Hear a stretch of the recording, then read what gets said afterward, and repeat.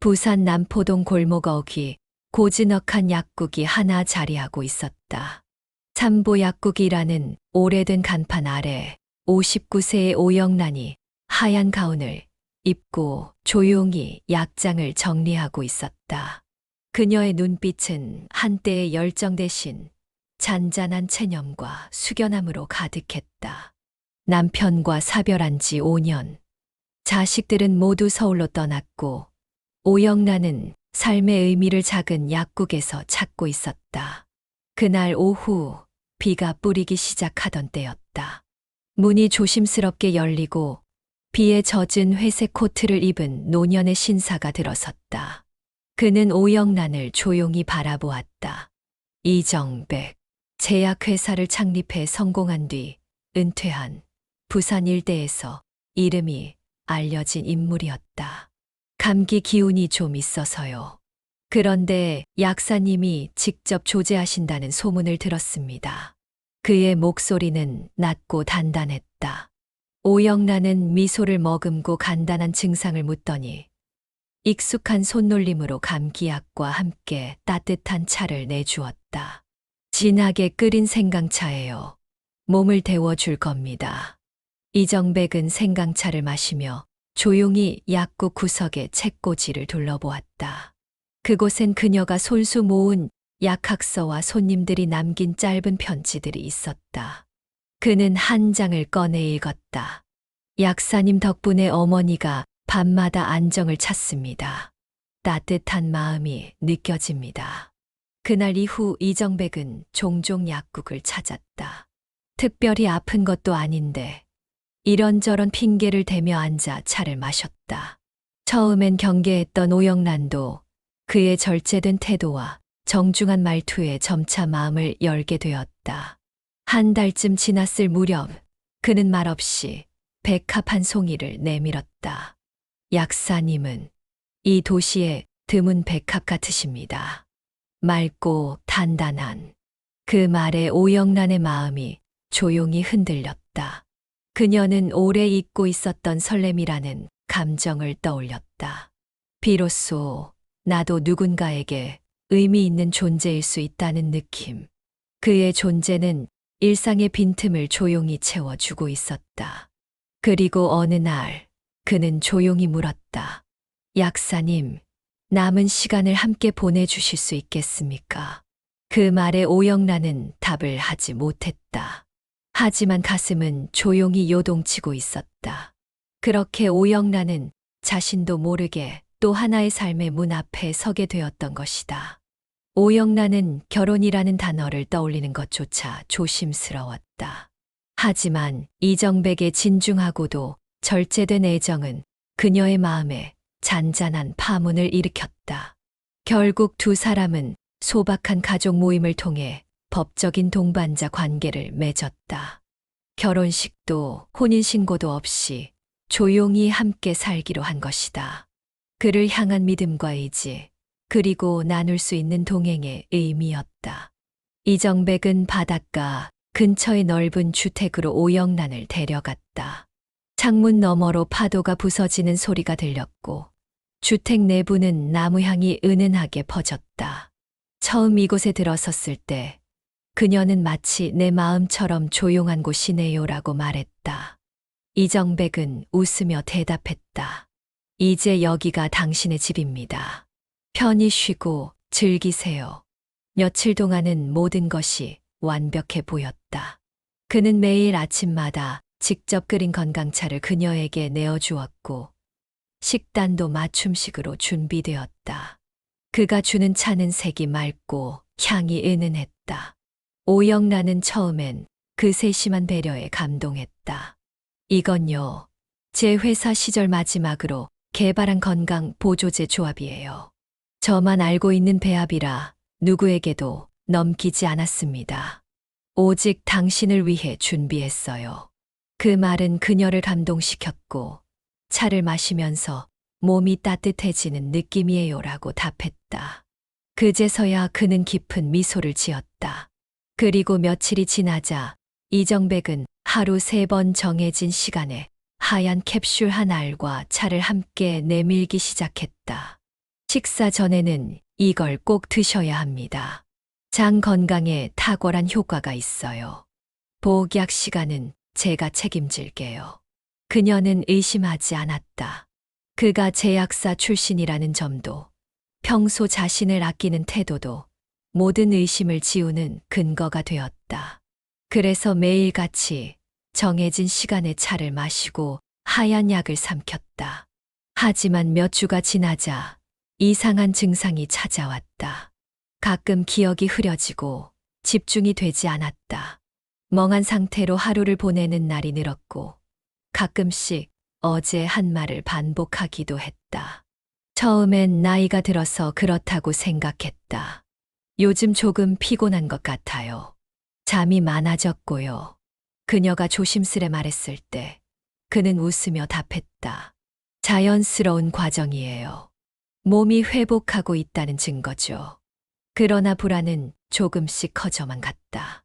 특히 차를 마시고 나면 어김없이 졸음이 몰려오고 몸이 무겁게 가라앉는 듯한 느낌이 들었다. 하루하루가 뿌연 안개 속처럼 흘러갔다. 그는 여전히 다정했고 그녀를 외출조차 하지 않도록 배려라는 이름으로 감싸 안았다. 이 바깥은 요즘 위험하니까, 감기에 걸릴 수도 있으니까, 혼자 다니면 사람들이 무례할 수도 있다며. 그렇게 오영란의 일상은 점점 작아지고 있었다. 그러던 어느 날, 약을 깜빡 잊고 마시지 않은 날 밤, 그녀는 유난히 선명한 꿈을 꾸었다. 아니, 어쩌면 그것은 오래전의 기억일지도 몰랐다. 환하게 웃으며 약국에서 아이들에게 약을 나눠주던 자신의 모습. 따뜻하고 분명했던 그 웃음이 그 순간 현실과 얼마나 멀어졌는지를 일깨워 주었다. 그날 밤, 오영란은 처음으로 질문을 품었다. 지금 내가 마시고 있는 이 차와 약은 정말 나를 위한 걸까? 오영란은 아침에 눈을 떴을 때부터 몸이 무거웠다. 꿈인지 현실인지 모를 시간들이 뒤섞여 머릿속은 뿌옇게 흐려졌고 거울 속 얼굴은 더욱 창백해져 있었다. 기억이란 게 원래 이렇게 자주 빠지는 것이었을까? 그녀는 두 눈을 감고 천천히 손끝을 움직였다. 마치 자기 자신이 여전히 이 안에 존재하고 있는지 확인하려는 듯이. 그날도 이정백은 평소처럼 차와 하얀 약을 들고 방으로 들어왔다. 오늘은 꿀을 조금 넣었어요. 입맛이 없으시다고 했잖아요. 그의 목소리는 여전히 다정했지만 오영란의 귀에는 무언가 날카로운 이질감이 섞여 들렸다. 그녀는 억지 미소를 지으며 잔을 들었고 그가 지켜보는 앞에서 약을 삼켰다. 항상 그랬다. 그는 그녀가 다 마시는 걸 확인하고서야 자리를 떴다. 오영란은 더 이상 이 상황을 묵과할 수 없다는 생각에 이르렀다. 그래서 작은 결심을 했다. 차를 마시는 척 하다가 몰래 화장실에 가서 뱉어내기로. 그리고 다음 날부터 그 계획을 실행에 옮겼다. 차가운 물로 입안을 헹군 후 가슴을 진정시키며 거울을 바라보았다. 정신 차려야 해요. 오영란. 거울 속 그녀가 작게 속삭였다. 약을 끊은 지 이틀째 되는 날, 그녀의 의식은 조금씩 맑아지기 시작했다. 사람들의 말이 귀에 들어왔고, 주택의 구조도 더 분명하게 인식되었다. 그제야 그녀는 이 집이 얼마나 완벽하게 닫혀 있는 공간인지 실감했다. 창문은 열리지 않았고, 모든 문의 잠금 장치는 내부에서 풀 수 없게 되어 있었다. 집의 유일한 출입문은 이정백의 지문 인식으로만 열렸다. 휴대폰은 바꾼 지 오래였고 연락처는 몇 개만 저장되어 있었다. 그마저도 발신은 불가능했다. 요즘 보안이 중요하니까요. 외부와의 접촉은 최소화하는 게 건강에도 좋습니다. 그가 했던 말이 떠올랐다. 그때는 그저 조심성이 많다고 생각했지만 지금은 다르게 들렸다. 그것은 배려가 아닌 통제였다. 그날 오후 오영란은 책장을 정리하는 척하며 서재 문을 살폈다. 평소 잠겨 있던 그 문은 우연히 열려 있었다. 이정백이 급히 나가며 잠그지 않은 모양이었다.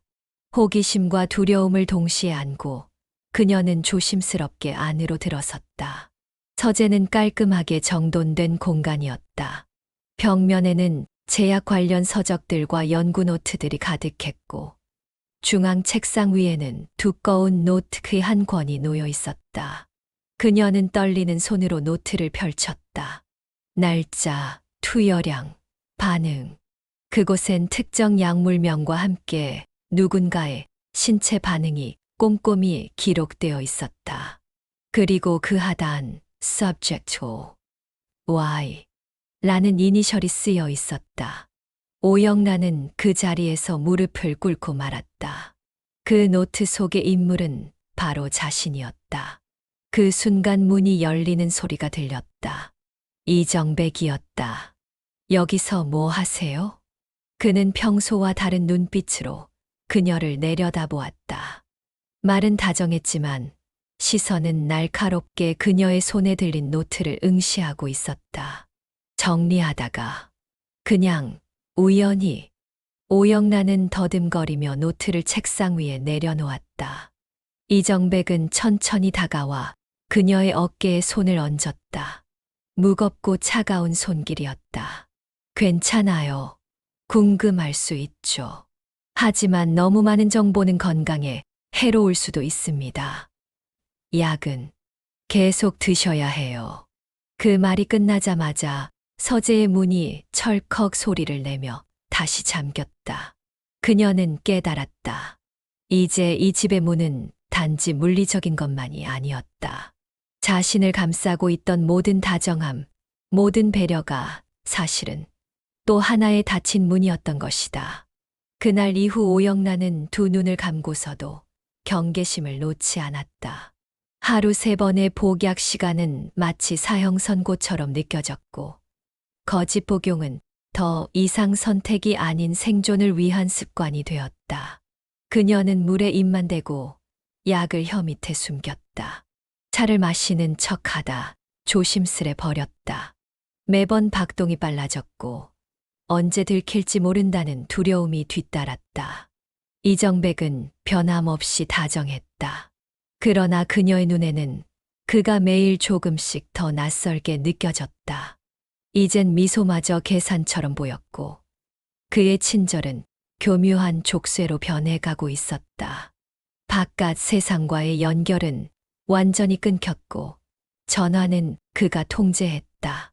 그녀는 약국 시절 아는 지인들에게 연락 한 번 할 수 없었다. 하지만 오영란에게 단 하나의 희망이 있었다. 바로 조카 강세연이었다. 서울에서 정신건강의학과 전공으로 수련 중인 세연은 2개월에 한 번씩 오영란을 찾아와 안부를 묻곤 했다. 다행히 이정백도 혈육이라면 괜찮다며 그 방문만은 허락했다. 세연이 방문한 날, 오영란은 그녀의 얼굴을 보는 순간 눈물이 차올랐다. 창백해진 얼굴과 흐릿한 말투를 본 세연의 표정도 굳어졌다. 이모, 좀 이상하세요. 약 드시고 계세요? 너무 힘들어 보이세요. 오영란은 고개를 끄덕이며 겨우 웃어 보였다. 괜찮아, 그냥. 나이가 들어서 그런가 봐. 말은 그렇게 했지만 그녀의 손은 떨리고 있었다.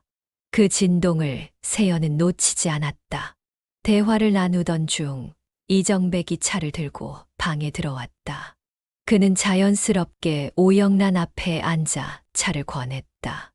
이모님, 약 드실 시간이에요. 세연 씨, 함께 차 한잔 하시겠어요? 세연은 고개를 저으며 말했다. 저는 괜찮아요. 이모 드시는 거 먼저 챙기세요. 그 순간 오영란은 마치 누군가와 눈빛으로 대화를 나누듯 세연을 응시했다. 세연 역시 조용히 고개를 끄덕였다. 그녀는 뭔가를 느낀 듯했다. 이후 차를 마신 오영란은 눈꺼풀이 무거워지며 말이 흐려졌다. 세연의 음성이 점점 멀어지듯 들렸다. 하지만 그날 밤 그녀의 꿈에 세연의 목소리가 다시 떠올랐다. 속삭이듯 하지만 단호하게 들렸던 말. 이모, 그 약 제가 가져갈게요. 걱정 마세요. 며칠 후 이정백이 외출한 틈을 타 오영란의 침대 아래에서 작은 메모지가 발견되었다. 다급하게 접힌 그 종이에는 짧은 문장이 적혀 있었다. 이모, 분석 결과 중추신경계, 억제제 성분 검출됨. 용량 과다, 중독 위험, 증거 모으세요. 제가 곧 다시 올게요. 손끝이 떨렸다. 말로 설명할 수 없는 감정이 치밀었다. 분노와 공포, 그리고 작은 희망이 동시에 밀려왔다. 드디어 자신을 이해해 줄 사람이 있다는 확신. 그날 밤 그녀는 혼자 속삭였다. 세연아, 고마워. 하지만 동시에 마음속 깊이 경고가 울렸다. 조심해야 한다. 그는 모든 것을 보고 있고 듣고 있다. 다음 단계는 반드시 치밀해야 했다. 오영란은 이제 잠을 잘 때조차 손끝에 힘을 주며 버티고 있었다. 눈을 감고 있어도 머릿속은 쉴 틈 없이 돌아갔다. 세연의 메모 이후 그녀는 확실히 자신이 독극성 약물에 노출되어 있다는 것을 인식하게 되었다. 그리고 그 모든 것이 단순한 실수가 아닌 계획된 통제라는 것도. 어느 날 이정백이 회사 미팅으로 외출한 틈을 타 그녀는 집안을 다시 샅샅이 살피기 시작했다. 이미 몇 번 시도한 일이었지만 이번에는 달랐다. 정신이 맑아졌고 그녀는 자신이 지금 무엇을 찾아야 하는지 정확히 알고 있었다. 증거, 그 한 단어만 머릿속에 새겼다. 그녀는 서재로 향했다. 지난번 그곳에서 보았던 연구 노트, 그 안에 모든 것이 담겨 있다는 직감이 들었다. 다행히도 이번에도 문이 잠겨 있지 않았다. 조심스럽게 들어가 노트를 찾아냈고 책상 위에는 새로운 기록이 추가되어 있었다. Subject O. Y. 6주차. 기억력 저하, 수면 유도 효과 안정적. 감정 기복 심화됨. 용량 12% 증량. 이니셜은 분명히 그녀였다. 페이지를 넘길수록 소름이 끼쳤다. 매일의 복약 기록과 반응, 심리 상태까지 세세하게 적혀 있었고 그 문장들에서 인간에 대한 존중은 전혀 느껴지지 않았다. 그저 하나의 실험체처럼 다뤄진 그녀의 이름이 무수한 수치와 판단 속에 말라붙어 있었다. 그녀는 핸드폰을 꺼내 떨리는 손으로 몇 장의 사진을 찍었다. 초점이 흔들렸지만 기록만은 분명했다. 그리고 책상 서랍을 열자 몇 개의 작은 병이 가지런히 정리되어 있었다. 투명한 병 안에는 하얀 알약과 갈색 액체가 나란히 들어 있었다. 병에는 라벨조차 없었다. 약국에서 평생을 일한 그녀조차도 한 번도 본 적 없는 조합이었다. 그걸 열면 안 됩니다. 등 뒤에서 들려온 목소리에 그녀는 심장이 멎을 뻔했다. 돌아보니 이정백이 조용히 서 있었다. 손에는 여전히 서류 가방이 들려 있었고 얼굴엔 다정한 미소가 깃들어 있었지만 눈빛은 싸늘했다. 서재는 제 개인 공간이에요. 당신은 들어와선 안 되는 곳이죠. 그녀는 말없이 서랍을 닫고 노트를 내려놓았다. 심장은 쿵쾅대고 있었지만 표정은 차분히 유지하려 애썼다. 정리하다가 잠시 호기심이 생겨서요. 그는 천천히 그녀에게 다가오며 말했다. 호기심은 때로 위험할 수 있어요. 오해가 쌓이면 관계가 흔들리죠. 그날 밤 오영란은 처음으로 현관문 비밀번호를 기억하려 애썼다. 하지만 아무리 생각해도 숫자가 떠오르지 않았다. 수없이 보고 듣던 것이었지만 그조차 희미하게 지워지고 있었다. 그녀는 손으로 머리를 감싸주며 속삭였다. 이 약은 기억까지 앗아가고 있어. 이정백은 그날부터 더 자주 그녀의 방을 들여다보기 시작했다. 차를 들고 와서는 그녀의 눈동자를 오래 바라보았다. 손의 떨림, 발걸음의 속도, 대화의 맥락까지 모두 분석하듯 지켜보았다. 오영란은 깨달았다. 이제 남은 시간은 얼마 없다는 것을. 약효가 완전히 몸을 지배하기 전에 움직여야 했다. 다음 세연의 방문은 단 일주일 뒤. 그것이 마지막 기회일 수도 있었다. 일요일 새벽 오영란은 손끝으로 침대 시트를 매만지며 눈을 떴다. 오늘은 평소보다 일찍 깨어났다. 약을 멈춘 지 며칠이 지나자 머릿속 안개가 조금씩 걷히고 있었고, 대신 공포와 불안이 또렷하게 다가왔다. 이정백은 여전히 다정했지만 그 눈빛 속에는 분명히 조급함이 서려 있었다. 그녀는 그 시선 속에서 자신이 조여오고 있다는 것을 본능적으로 느꼈다. 그날 오전, 이정백은 조심스럽게 말을 꺼냈다. 다음 주 수요일 서울 본사 쪽에 업무차 다녀올 일이 있어요. 하루 정도 비울 겁니다. 그 순간 오영란의 심장은 덜컥 내려앉았다. 그가 집을 비운다는 것. 그건 곧 기회라는 의미였다. 단 하루, 단 몇 시간. 그것이 생명을 구할 수 있는 유일한 창이었다. 그녀는 그날 밤 세연에게 메시지를 남길 타이밍을 고심했다. 핸드폰은 이미 제 기능을 다 하지 못했지만 세연이 남겨둔 비밀 채널 메모장 앱의 임시 저장 기능을 통해 짧은 문장을 남겼다. 수요일 오전 11시 집에 혼자 있음. 현관 우측 외벽에 카메라. 조심해서 들어와야 함. 그 짧은 문장을 저장하는 손끝이 떨렸다. 이제 돌이킬 수 없었다. 다음 날부터 오영란은 이정백의 눈치를 더 신중하게 살폈다. 최대한 평온한 표정을 유지했고 차와 약도 다시 마시는 척하며 철저히 연기했다. 속으로 되뇌었다. 목요일만 넘기자. 목요일만 오면 돼. 그녀는 탈출 준비를 하나씩 해나갔다. 거실 서랍에 넣어두었던 옛 핸드폰을 충전했고 평소 자주 쓰던 손가방에 증거로 찍은 사진을 담은 SD카드를 몰래 숨겼다. 옷장 깊숙한 곳엔 며칠치 옷과 작은 현금 봉투를 챙겨두었다. 하지만 그 준비는 하루하루가 지나갈수록 고문처럼 느껴졌다. 매번 이정백이 문을 열고 방에 들어올 때마다 들킬까봐 가슴이 얼어붙었다. 그는 그녀가 다시 예전처럼 차분해졌다고 생각하는 듯 보였고, 때론 예전보다 더 따뜻한 말투로 말했다.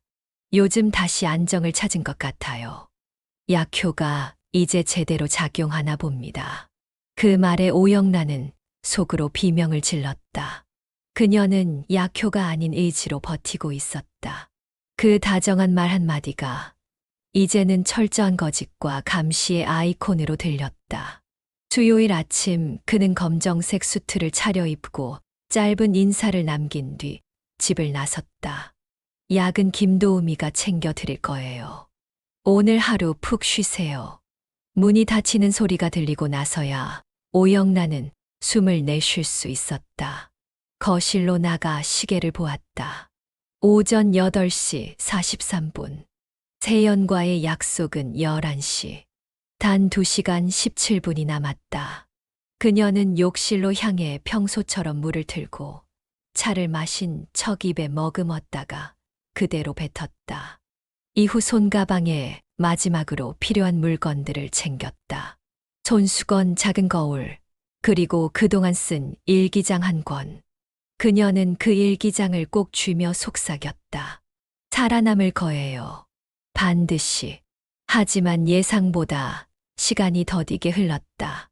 초침이 움직이는 소리조차 고통스러웠고 김도우미가 거실을 지날 때마다 숨을 죽였다. 그녀는 마음속으로 세연이 문을 열고 들어오는 장면을 수십 번도 넘게 그려보았다. 그리고 마침내 오전 11시 현관에서 단 한 번 짧게 울리는 벨소리가 들렸다. 그것은 세연과 약속한 신호였다. 현관 벨소리가 울린 순간 오영란은 숨이 멎는 듯한 긴장감에 휩싸였다. 단 한 번 울린 짧은 소리. 그것은 그동안 수없이 머릿속에서 연습해 온 구조 신호였다. 그녀는 천천히 일어섰다. 손가락 끝은 얼음처럼 차가웠고 심장은 미친 듯이 뛰고 있었다. 김도우미가 현관 쪽으로 향하자 오영란은 평온한 표정을 지었다. 누가 오셨대요? 이모님 조카분이요. 오늘 오신다고 하셨나요? 아, 그랬던 것 같네요. 제가 나가볼게요. 김도우미는 그녀를 힐끔 쳐다보았지만 의심할 틈도 없이 다시 부엌으로 돌아갔다. 현관문을 열자 세연이 익숙한 웃음을 띠며 서 있었다. 그리고 그녀 뒤에는 평범한 옷차림의 두 여성이 함께 있었다. 그녀들의 눈빛은 단호했고 움직임은 숙련되어 있었다. 이모, 늦어서 죄송해요. 친구들도 같이 왔어요. 상담센터에서 일하는 사람들이에요. 오영란은 고개를 끄덕였다.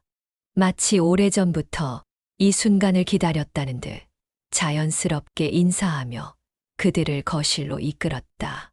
김도우미는 그들을 보며 어색하게 웃었다. 차라도 드릴까요? 세연이 고개를 저으며 말했다.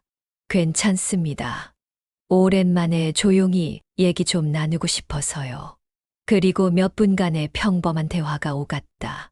세연은 이정백의 건강 이야기를 꺼내며 분위기를 유지했고 오영란은 최대한 침착한 척 미소를 유지했다. 하지만 눈빛은 분명히 지금이야 라고 말하고 있었다. 10분이 지나자 김도우미는 부엌으로 향했다. 그 순간 세연이 가방에서 작은 봉지를 꺼냈다. 오영란이 알아볼 수 있을 만큼만 눈짓으로 확인했다. 바로 수면 유도제가 든 티백이었다. 제가 차 좀 준비할게요. 김 여사님, 쉬세요. 세연이 부엌으로 가자 오영란은 가슴이 쿵쾅대는 것을 억눌렀다. 몇 분 후 김도우미는 아무것도 모른 채 차를 마셨고 이내 소파에 기대어 조용히 눈을 감았다. 그녀의 호흡은 규칙적이었고 몸은 점점 무거워 보였다. 이모, 지금이에요. 세연이 조용히 손을 잡아 끌었다. 오영란은 준비해둔 손가방을 들고 현관으로 향했다. 그 짧은 거리조차 영겁처럼 느껴졌다. 문을 열고 바깥 공기를 들이마신 순간 눈물이 차올랐다. 바람이 얼굴을 스치자 오랜만에 느껴보는 자유의 기운이 피부에 와닿았다. 그녀는 마지막으로 그 집을 돌아보았다. 정갈하게 정리된 내부, 아름답지만 차가웠던 정원, 그리고 자신을 가두었던 모든 것들이 담긴 감옥. 눈물이 뺨을 타고 흘렀다. 이제 괜찮아요. 끝났어요. 세연이 단단한 목소리로 말했다. 차에 올라타자마자 구조팀이 준비한 쉼터로 이동했다. 오영란은 시트에 몸을 깊이 기대었다. 아무 말도 하지 않았지만 눈물이 멈추지 않았다. 쉼터에 도착한 후 의료진이 그녀를 기다리고 있었다. 간단한 신체 검사와 정신평가가 이어졌고 그녀는 처음으로 그동안의 경험을 입 밖으로 꺼낼 수 있었다. 약물의 증상, 기억의 공백, 그가 했던 말들 하나하나. 다음 날 그녀는 의사의 권유로 혈액 검사를 받았다. 결과는 명확했다. 장기 복용한 벤조디아제핀계 약물의 잔류, 그리고 그에 따른 신경인지 장애 가능성. 모든 것이 명백해졌다. 그리고 마침내 그녀는 결심했다. 이건 단순한 일이 아니에요. 저 혼자만의 일이 아닙니다. 쉼터의 창문을 열자 봄바람이 부드럽게 스며들었다. 오영란은 처음으로 아침을 차 없이 맞이했다. 입안에 남아있던 쓴맛이 사라지고 두통도 서서히 잦아들었다. 여전히 손끝은 떨렸지만 이제는 생존의 떨림이었다. 살아있다는 증거이자 아직 끝나지 않았다는 신호였다. 그날 오전 세연이 병실로 들어왔다. 그녀의 손에는 두꺼운 서류 봉투가 들려 있었고 눈빛은 단호했다. 이모, 증거 다 정리했어요. 약물 분석, 의료 기록, 사진들까지 다요. 제가 믿는 기자에게 전달하려고 해요. 오영란은 천천히 고개를 끄덕였다. 그러나 입술은 말없이 떨리고 있었다. 세연아, 내 이름으로 해줘. 내가 겪은 일이니까 내가 말해야 해. 이모, 실명으로 나가면 위험해질 수도 있어요. 그 사람 그냥 물러나지 않을 거예요. 괜찮아. 더 이상 숨어 있으면 그 사람 말이 맞는 게 되는 거잖아. 난 피해자가 아니라 살아남은 사람이야. 며칠 후 기자회견장. 수많은 카메라와 기자들 앞에 선 오영란의 손에는 여전히 힘이 들어가지 않았지만 마이크를 잡은 손끝은 단단했다. 그녀는 숨을 깊게 들이마시고 또박또박 말했다. 저는 오영란입니다. 올해 60입니다. 제가 살아왔던 삶은 평범했습니다. 작은 약국을 운영했고 조용히 늙어갈 줄 알았습니다. 하지만 저는 독이 든 다정함에 갇혀 있었습니다. 그녀는 울음을 참으며 이어갔다. 약물 투여, 기억 왜곡, 감금, 그리고 탈출까지. 모든 과정을 담담하게, 하지만 진실되게 말했다. 기자들의 플래시가 쉴 새 없이 터졌고 세연은 그녀의 등 뒤에서 묵묵히 손을 잡고 있었다. 사랑이란 이름으로 행해진 통제는 사랑이 아닙니다. 저는 저를 해하는 손에서 벗어나기 위해 싸웠습니다.